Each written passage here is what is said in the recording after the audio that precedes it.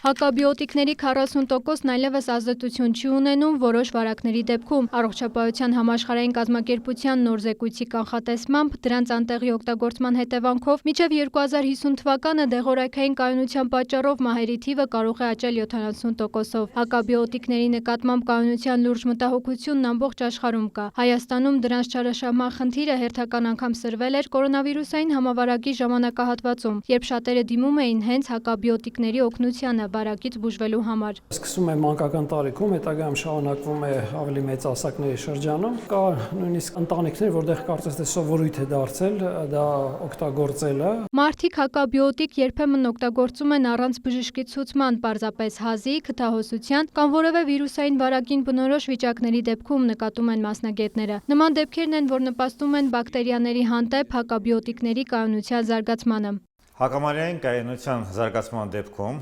մանրէները հնարավորություն են ստանում չենթարկվելու բուժման եւ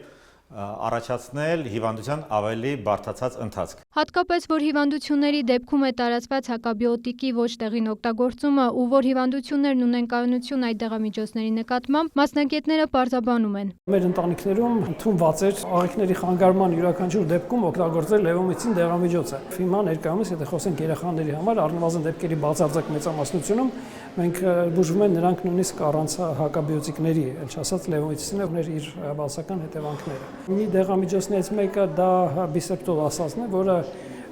երբեմն ինձ թվում էր, որ մեր մոտ նախկինում երկի ավելի շատ, հիմա քանի որ այդ կիրառումը ճիշտը պետք է ասենք զգալիորեն պակասել է, բայց հանդիպում են դեպքեր, այն հավատքը, թե բիսեպտոլը հազի դեղը մինչդեռ ինքը հակաբակտերիալ միջոց է, իր յուրահատկություններով եւ դեպքերի մեծ մասում, եթե խոսքը գնում է իրական վարակների մասին, նա կարող է նույնիսկ արդյունք չունենալ եւ ունի բավականին յուրահատուկ ցուցումներ օգտագործման համար։ Խոսքը օրինակ գնում է կապտաթարախածի ինսուլիկի մասին, որը արդեն բավականին կայուն է։ Կան նաեւ մի շարք հետազոտություններ այլ մանրէների նկատմամբ եւ այնտեղ նույնպես մենք ցավոքսատի դիտում ենք արդեն կայունության զարգացում։ Հակաբիոտիկները հակացուցված են ալերգիայի պատմություն կամ օրգան համակարգի անբավարարություն ունեցող անձանց։ Համապատասխանաբար հակաբիոտիկները իհարկե